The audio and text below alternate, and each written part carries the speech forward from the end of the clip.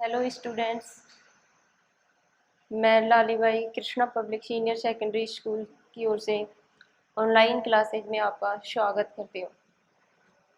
Physics में अपना पहला चैप्टर है विद्युत क्षेत्र।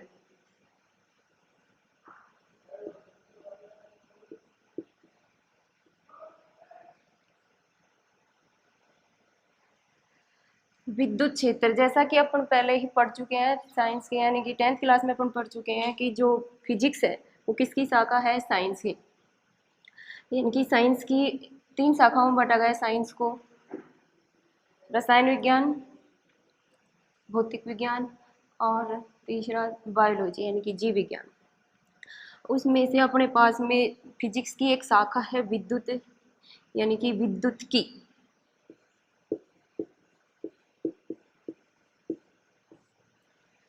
विद्युत की में चैप्टर फर्स्ट है विद्युत क्षेत्र। अब विद्युत की होती है, जैसे अपन पढ़ते हैं कि फिजिक्स साइंस की शाखा है, वैसे ही विद्युत की क्या है, भौतिक विज्ञान की एक शाखा। तो विद्युत की किसे कहते हैं, यानी कि भौतिक विज्ञान की वह शाखा जिसके अंतर्गत आवेशों और उनके बीच होने वाली अन्योन्य क्रियाओं का अध्ययन किया जाता है, क्या कहलाती है, विद्युत की। जिस प्रकार साइंस को 3 शाखाओं में बांटा, वैसे ही साइंस को 3 शाखाओं में बांटा जिसमें फिजिक्स आती है, और फिजिक्स की एक शाखा है विद्युत की। तो विद्युत की को 2 शाखाओं में बांट दिया गया।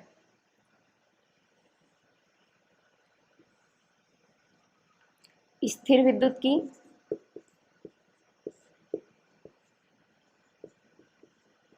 और दूसरी है गतिक विद्युत की।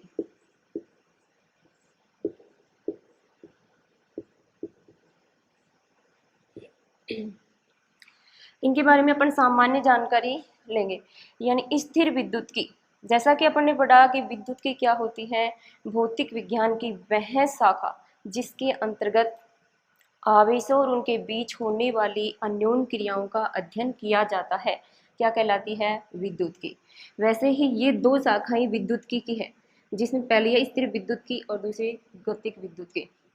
स्थिर जैसा कि नाम से ही पता है कि ये विद्युत की वह शाखा जिसमें स्थिर आवेशों और उनके बीच होने वाली अन्योन्य क्रियाओं के बारे में अध्ययन किया जाता है, क्या कहलाती है, स्थिर विद्युत की। और गतिक विद्युत की तो भौतिक विज्ञान की, यानी कि विद्युत की वह शाखा जिसके अंतर्गत गतिमान आवेशों और उनके बीच होने वाली अन्योन्य क्रियाओं का अध्ययन किया जाता है, क्या कहलाती है, गतिक विद्युत की। ये तो सामान्य इसके बारे में आपकी जानकारी थी। अपना जो मेन टॉपिक है आज, वो आपको पढ़ाने जा रहे हैं कूलाम का नियम। कूलाम नियम।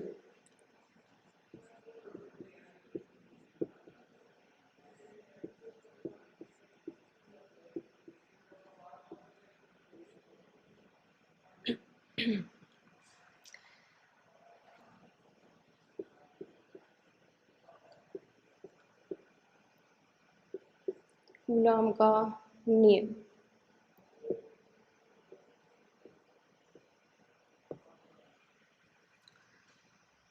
कूलाम नामक वैज्ञानिक ने बताया कि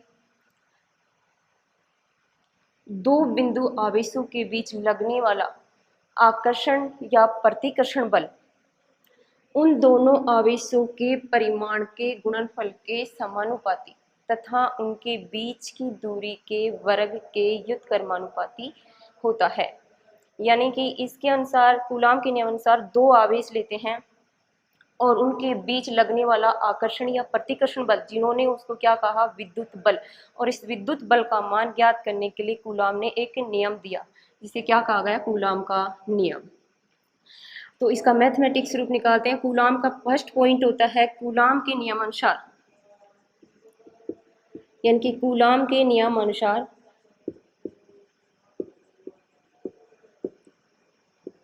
कूलाम के नियमानुसार 2 बिंदु आवेशों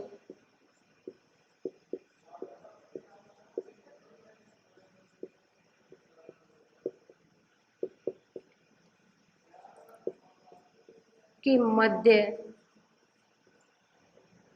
2 बिंदु आवेशों के मध्य लगने वाला आकर्षण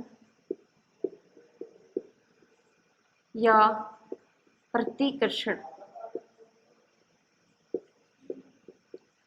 आकर्षण या प्रतिकर्षण बल, आकर्षण या प्रतिकर्षण बल। पहला पॉइंट, उन दोनों आवेशों के परिमाण, उन दोनों आवेशों के परिमाण के गुणनफल,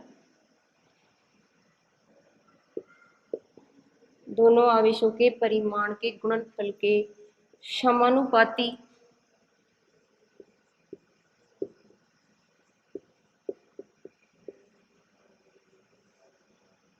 समानुपाती होता है। तथा दूसरा पॉइंट, तथा उन दोनों आवेशों के बीच की दूरी, आवेशों के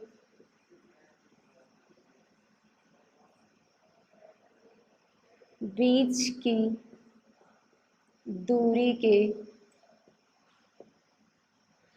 वर्ग के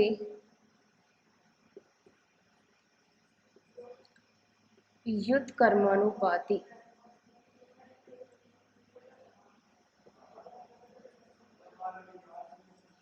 होता है।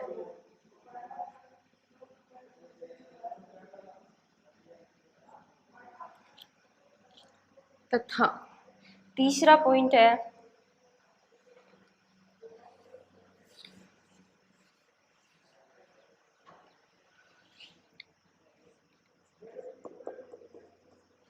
इस बल की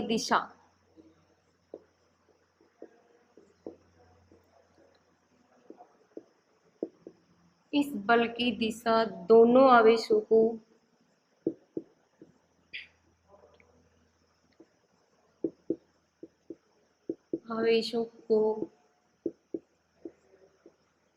मिलाने वाली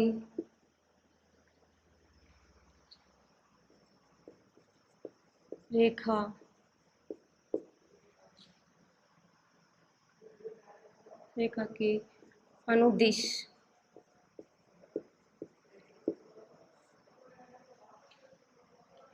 के अनुदिश होती है।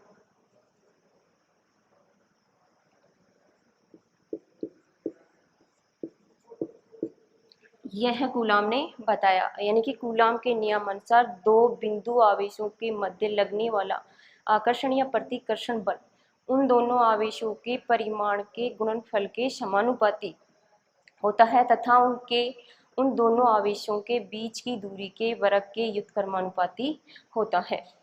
तीसरा पॉइंट, इस बल की दिशा दोनों आवेशों को मिलाने वाली रेखा के अनुदिश होती है। अब इसका अपन मैथमेटिक्स रूप निकालते हैं, यानी मैथमेटिक्स फॉर गणितीय रूप, यानी कि कूलाम के नियम का गणितीय रूप।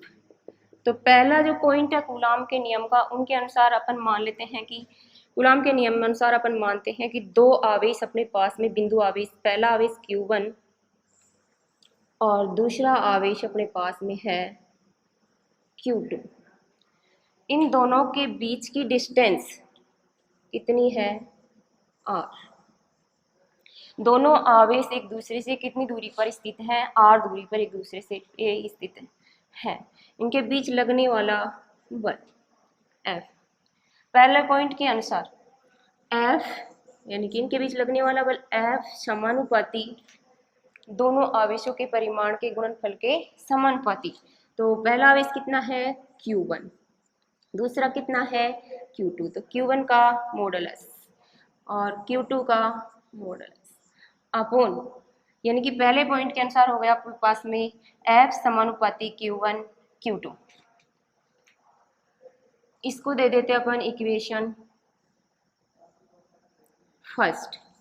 दूसरे पॉइंट के अनुसार F समानुपाती, या फिर अपन बोलें कि F व्युत्क्रमानुपाती 1/r²। इसको दे देते अपन इक्वेशन। तो लिखेंगे समीकरण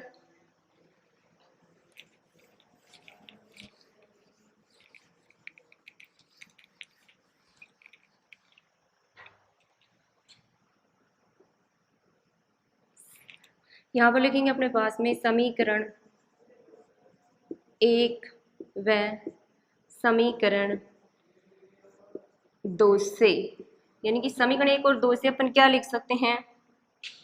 समीकरण 1 है F समानुपाती Q1 Q2, और समीकरण 2 है F समानुपाती 1/r²। तो दोनों समीकरणों से अपन लिख सकते हैं ये समीकरण, इसको दे देते हैं समीकरण 3। समीकरण 3 समीकरण 1 और 2 दोनों को व्यक्त करती है, यानी कि इसके अनुसार F समानुपाती क्या है, Q1 और Q2। इस समीकरण से F समानुपाती है Q1 Q2, और F यहाँ दूरी के वर्ग के क्या है, व्युत्क्रमानुपाती। तो यहाँ पे क्या होगा, दूरी के वर्ग के व्युत्क्रमानुपाती। जैसे ही समानुपाती नियत चिन्ह उठाते हैं तो एक नियतांक आता है, जैसा कि अपन पहले पढ़ चुके हैं। तो जैसे ही पढ़ा F समानुपाती चिन्ह उठाएंगे तो यहाँ आएगा एक नियतांक, और वो क्या आएगा, K। Q1 Q2/r²। Q1 Q2 का मॉडुलस है, उसको अपन ऐसे भी लिख सकते हैं। मॉडुलस का मतलब होता है कि या माइनस की संख्या भी प्लस की हो जाती है। तो ये आ गया अपने पास में F = K Q1 Q2/r², जहाँ K क्या है, K बराबर एक समानुपाती नियतांक,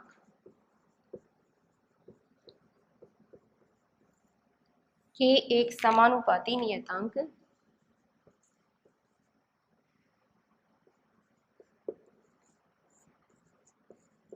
जिसे कूलॉम नियतांक भी कहते हैं।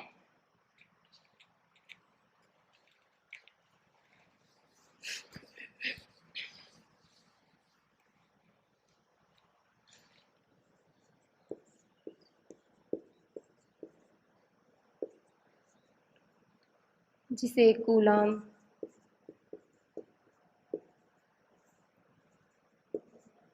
नियतांक भी कहते हैं।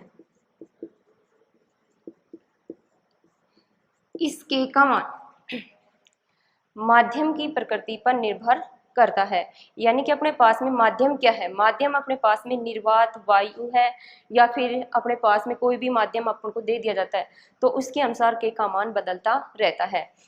अर्थात यहाँ K का मान होता है 1/4πε0, फिक्स होता है ये मान, जहाँ पर ε0 और इसकी वैल्यू आप जानते हो 4 होता है, पाई की वैल्यू कितनी होती है 3.14, यानी कि पाई बराबर होता है 3.14। ε0 माध्यम, ये अपने पास में यहाँ पर है निर्वात की विद्युतशीलता, यानी ε0 क्या होती है, निर्वात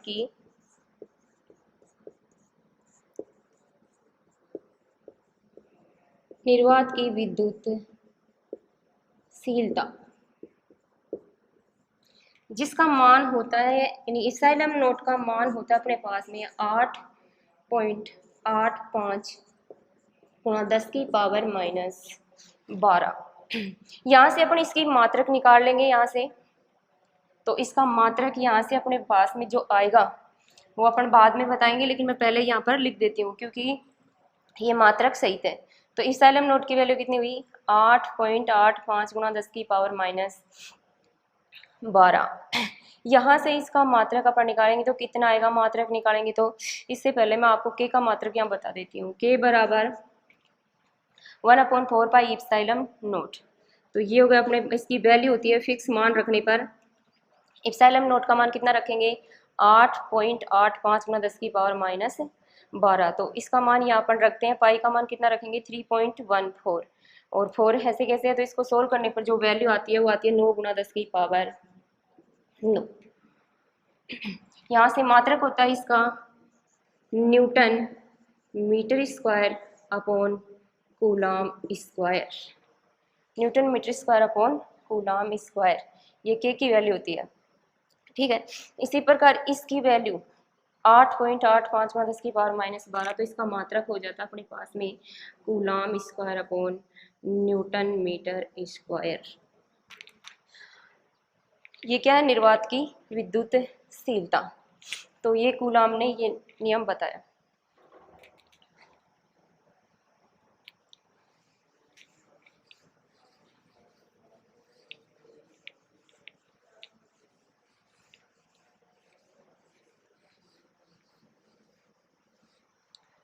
अभी अभी अपन ने देखा है कि जो अपने पास में आया है कि F बराबर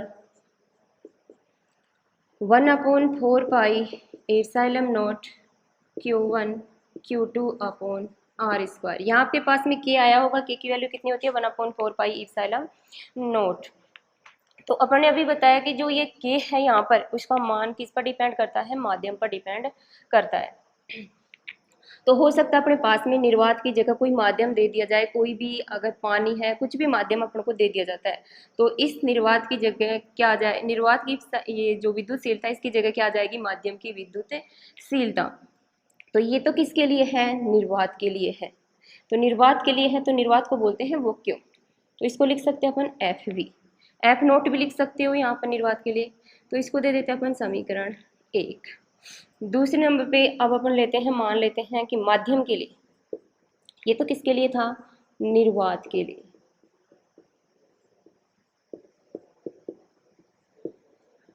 अब अपन लेते हैं माध्यम,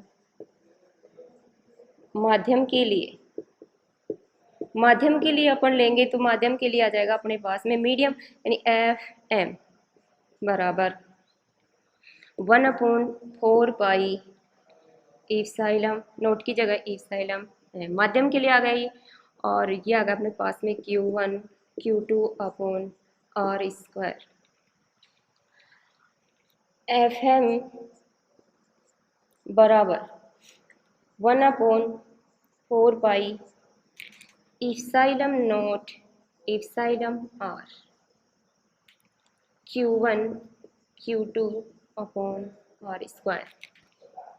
चूँकि आगे अपन पढ़ेंगे कि एप्सिलॉन R बराबर, इसको बोलते हैं परावैद्युतांक या अपेक्षिक विद्युतशीलता। इसका मान होता है आपके पास में एप्सिलॉन बटे एप्सिलॉन नोट, माध्यम की विद्युतशीलता बटे निर्वात की विद्युतशीलता।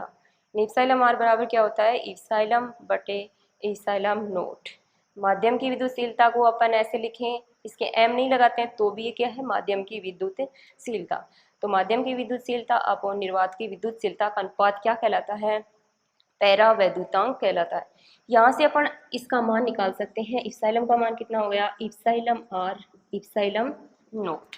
ये वैल्यू मैंने यहाँ पे रख दी है, किसकी जगह, एप्सिलॉन m की जगह, क्योंकि ये क्या है, माध्यम की विद्युतशीलता। अब अपने पास में इसको दे देते हैं अपन समीकरण 1 दिया हुआ है, इसको दे देते हैं अपन समीकरण 2। तो समीकरण 2 और समीकरण 1 से अपन लिख सकते हैं समीकरण 1 व समीकरण 2 से।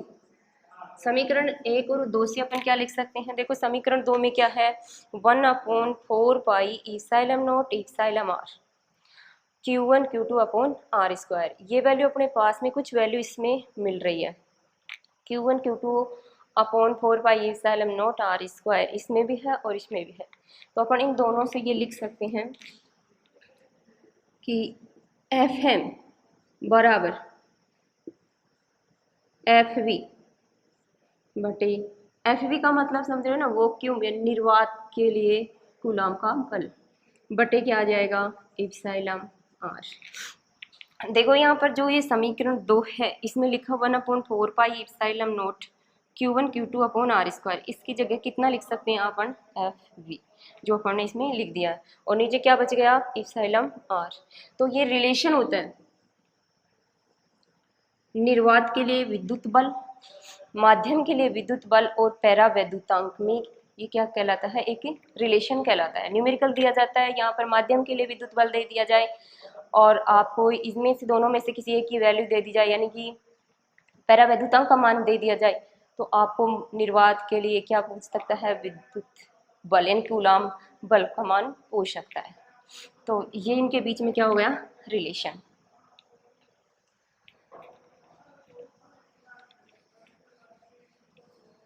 ये वैसे टॉपिक आएगा आपका विद्युतशीलता, इसके बारे में वैसे थोड़ा बहुत मैंने आपको बता दिया इसमें।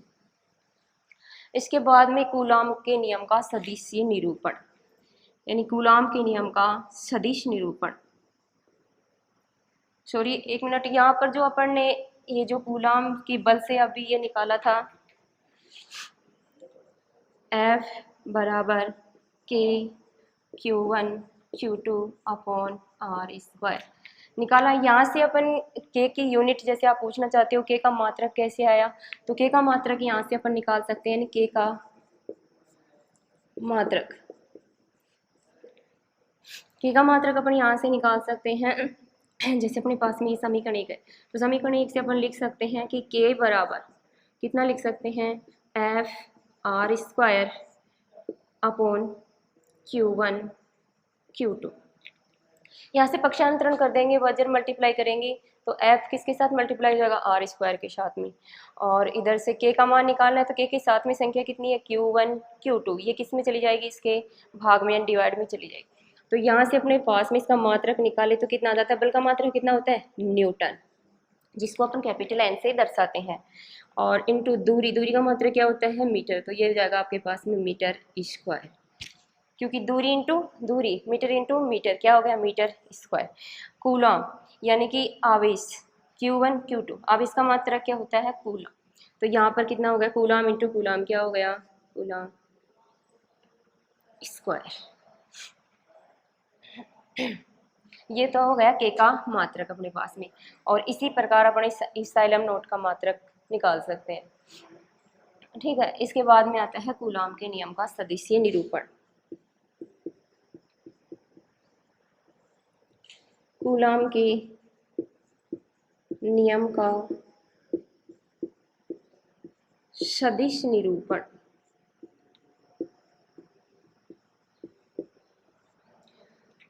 कूलॉम के नियम का, क्योंकि अपन जानते हैं 11वीं क्लास में पढ़ चुके हैं कि बल कैसी राशि है, एक सदिश राशि है। तो जो कूलॉम का नियम पढ़ाया अपन ने, इसका सदिश निरूपण अपन करते हैं कि सदिश रूप में ये किस प्रकार होता है।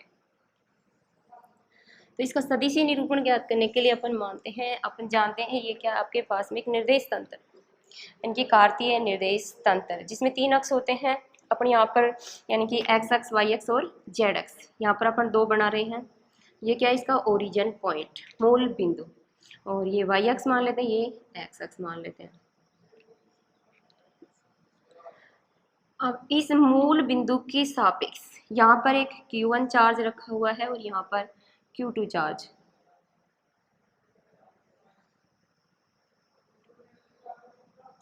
Q1 और Q2 मूल बिंदु के सापेक्ष, इसका तो जो स्थिति सदिश है वो क्या है आपका R1 वेक्टर, और इसका जो स्थिति सदिश है वो कितना है आपका R2 वेक्टर।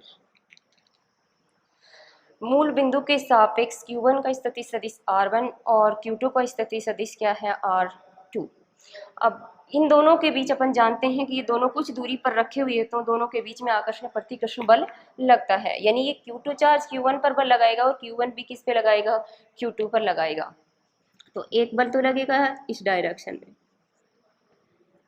वो किसके कारण, Q2 के कारण Q1 पर लगने वाला बल, उसको किस प्रकार लिखते हैं, यानी कि Q2 के कारण Q1 पर लगने वाला बल क्या लिखेंगे, किसके कारण, Q2 के कारण, किस पर, Q1 पर, तो उसको लिखेंगे F12, Q2 के कारण Q1 पर उसको लिखा जाता है इस प्रकार। और एक Q1 लगाएगा किस पर, Q2 पर, तो उसको क्या लिखेंगे अपन, इस पे जो बल लगेगा उसको लिखेंगे F21, Q1 के कारण Q2 पर लगने वाला बल।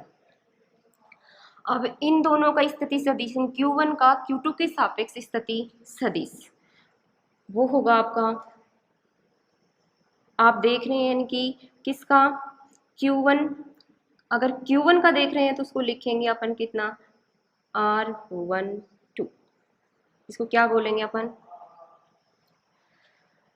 Q2 के सापेक्ष Q1 का स्थिति सदिश R12। अब अपन कूलाम का नियम देख चुके हैं कि अगर दो आवेश कुछ दूरी पर होते हैं तो उनके बीच में क्या लगता है, कूलाम के नियमानुसार आकर्षण या प्रतिकर्षण बल, जिसको उसने कहा क्या कहा, विद्युत बल। तो इस नियमानुसार अपन यहाँ पर कुछ नियम बल निकालेंगे।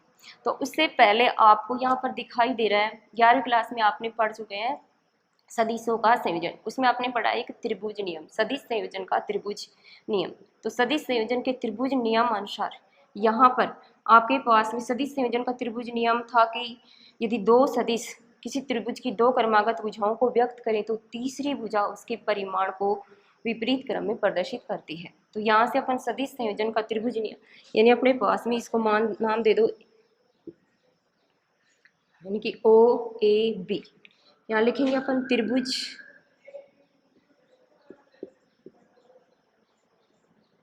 OAB में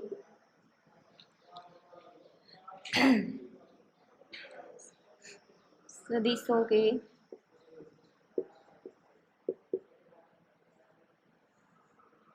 त्रिभुज OAB में सदिशों के त्रिभुज नियम से या सदिश संयोजन,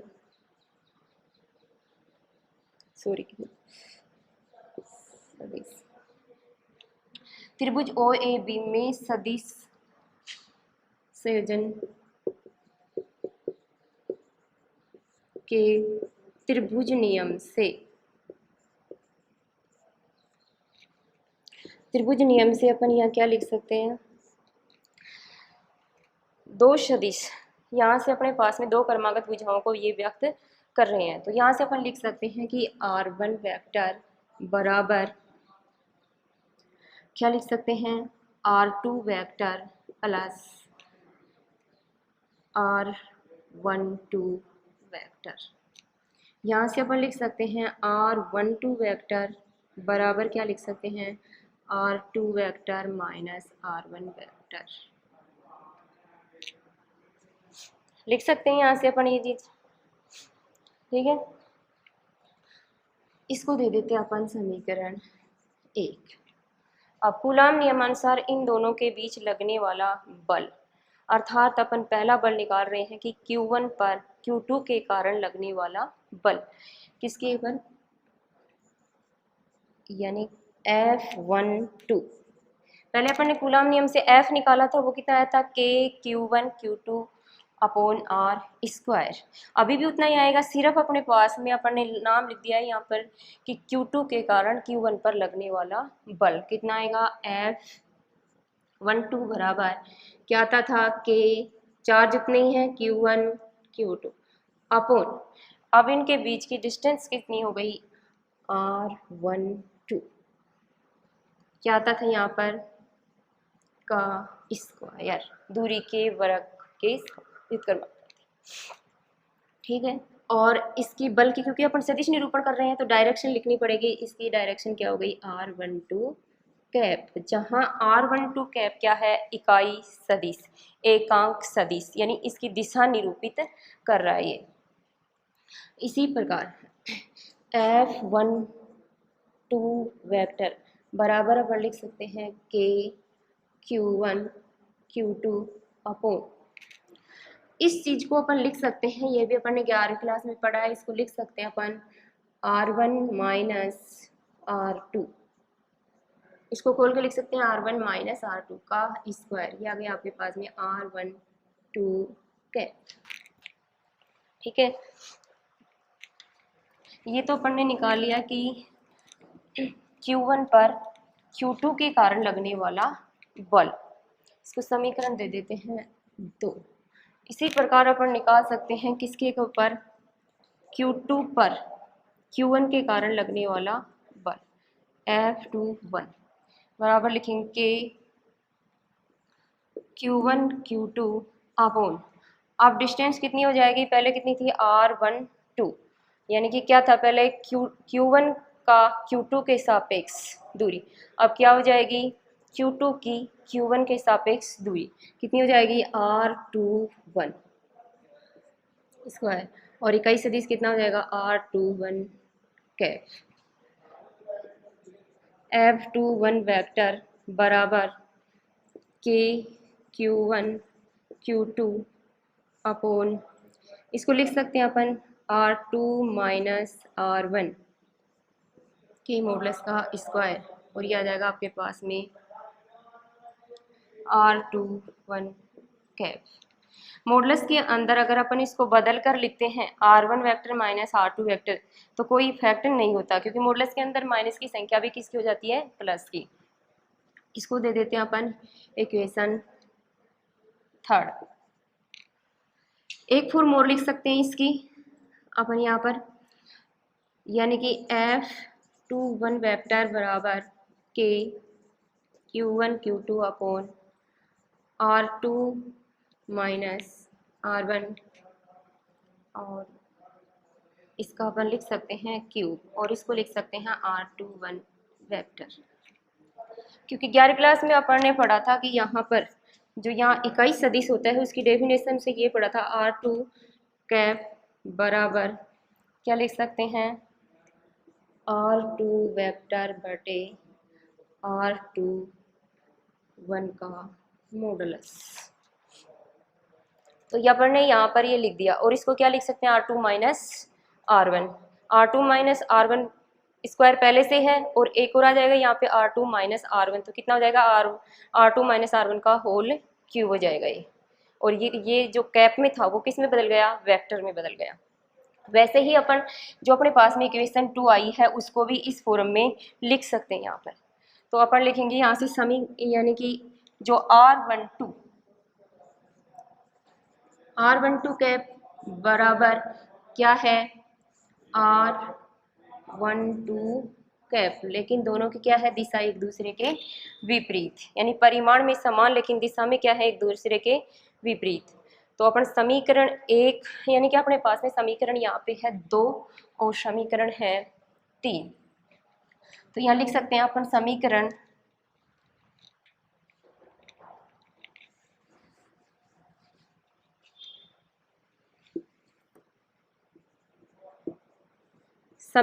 2 व समीकरण 3 से क्या लिख सकते हैं अपन F12 वेक्टर बराबर क्या लिख सकते हैं F21 वेक्टर, यानी F12 और F21 परिमाण में समान लेकिन दिशा में क्या है एक दूसरे के विपरीत है, अर्थात जो न्यूटन का यानी कूलाम का जो नियम है वो न्यूटन के तृतीय नियम की पालना करता है। या न्यूटन का तृतीय नियम कौन सा होता है, न्यूटन का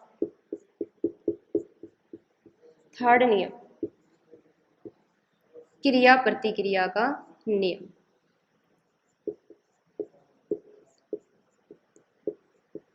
क्रिया प्रतिक्रिया का नियम